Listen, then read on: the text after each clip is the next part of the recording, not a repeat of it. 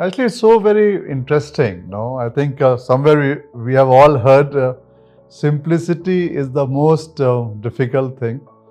And we shall talk about this today in our journey of spiritualism. First and foremost, the questions which came to me was that what exactly is this enlightenment? What exactly do we talk about? What are we trying to achieve when we talk of spiritualism? And I said, yeah, that's a very, very interesting question. And then the question asked was that, can you talk of some technique? No, you said the 112 techniques for meditation. There's this technique for attaining this path. You have said this is a scientific process. At least talk a few of them. These are some of the questions I got from most of you, and I thought let me address that. But I find it so enthralling and so exciting to realize that it's so simple, but so complicated. No? Simplicity is the most difficult thing. Let's see how and why. So we'll refer to some books as usual and what has been spoken about. So I think let me take the Bhagavad Gita, and I think I had a very small interesting Bhagavad Gita which was given to me by a friend many years back, and I refer and read from it one page every day. So here it's interesting again. It says that Yoga is the name given to the state where all sorrow arising due to material contact dissolves, where the mind of the expert being restrained comes to a halt.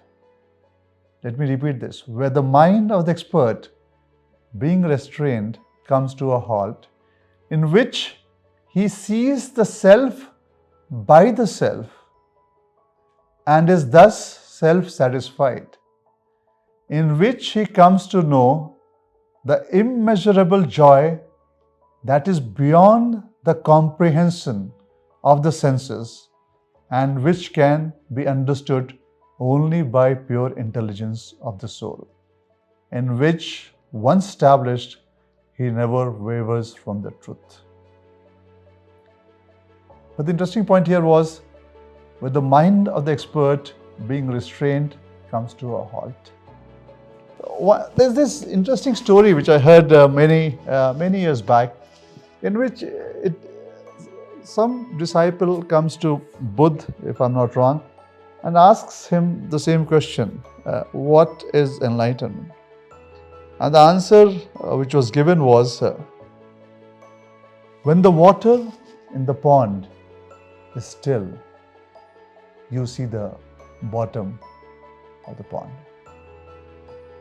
When the water is still, you see the bottom of the pond. Let's also read from Patanjali. I mentioned that he wrote the most scientific process of enlightenment 3,000-4,000 years back. And if I read the very first, among the very first slok which he talks about, Yogash Chit Vrit Nirod, which actually means that yoga is restraining the mind from taking various forms. That is just stilling the mind. I can go on and pick up any book that you speak about, but any book that I pick up and try to figure out what exactly is this, it just says, when your mind becomes still,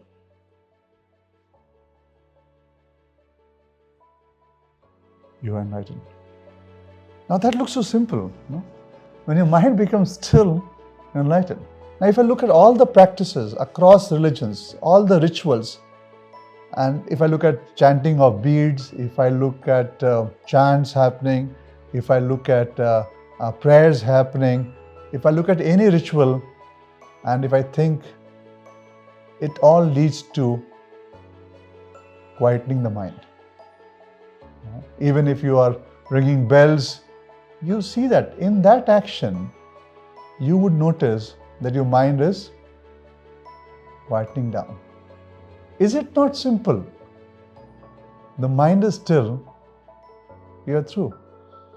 No, it's so simple and still so difficult. I think, let me give you one practice of the 118 ways of meditation, as I mentioned to you, which was mentioned in the Vigyan Bhairav Tantra, again about 10,000 year old, is the record, maybe older than that, when these principles of meditations were established, and 112 with the various methods which would read, and it's there. So let me just pick up one or two of it on this stillness and how do you attain that. And then it's interesting to see, it looks so simple. No, let's read one of it again. This is from Vigyan, Bhairav, Tantra, as I mentioned, about 10,000 years old. These are mentioned. The supreme energy goes upwards with exhalation and downwards with inhalation. By concentrating on the two places of its origin, one acquires a state of fulfillment.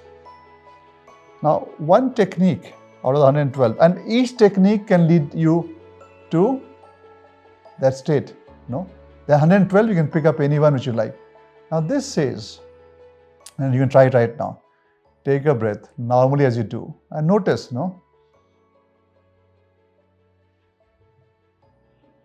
as the breath goes in, it pauses and then reverses as the breath comes out.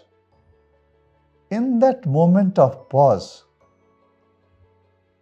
and twice it happens, once you are inhaling and after you exhale and you again turn the curve for inhalation, there's a pause, there's a stop. If you are able to focus on that pause, stop, that's it. You'll attain it, no? Again, looks so simple. You just have to focus on your breath in a way that you're just watching your breath, and as you go to the pause where the breath turns is where you have to just be there in that moment. And if you can truly be there, your mind stops. You attain that ultimate bliss. Now when you think about it, when we are alive and when we are dead, what is that one basic thing which is missing? Breath. No? Till the breath comes back, you are alive. If your breath does not come back, you are dead. That moment when breath stops is life and death. And it's so funny, in my view, we are dying and living every second or microsecond as the breath stops, comes back again, stops, comes back again. And in that session of breath, you can attain that. This was many, thousands of years back. And as I said, so simple. Like, what's so complicated about it? But to be free of thoughts, mind to be still, and to reach that session and be completely absorbed in it is what it is. Now, if I read the next one, it says, when by itself the breath is retained after inhalation or exhalation, then in the end, through energy known as peace is revealed. We all look for happiness, peace, bliss. Just one technique can get us there. Can we do that? Can we just do it now? Try and inhale, observe, exhale, and see where the breath turns. That spot, can we be there? Just do it for, let's say, 10 breaths, and just do it without even thinking, without any expectations, and just feel that. Or in all the stressful moments, did you find yourself after this less stressful, a bit more happier, a bit more blissful? And that is when you just started it and not attained, like the ultimate goal of your mind becoming completely still. You already see the difference. Imagine if you have become good at it and you will reach there.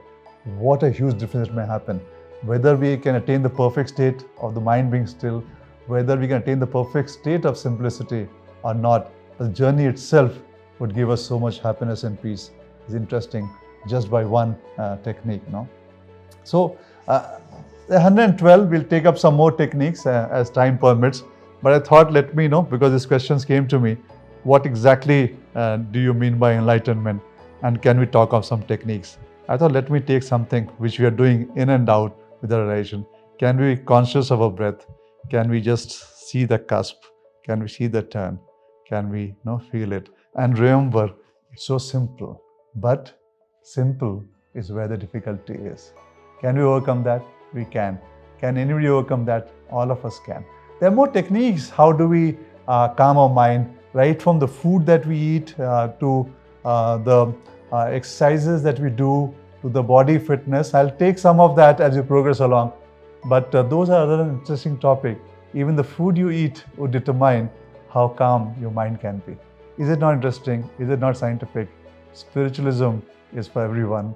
Enlightenment can be achieved by anyone. The more simpler you get, the more powerful you get.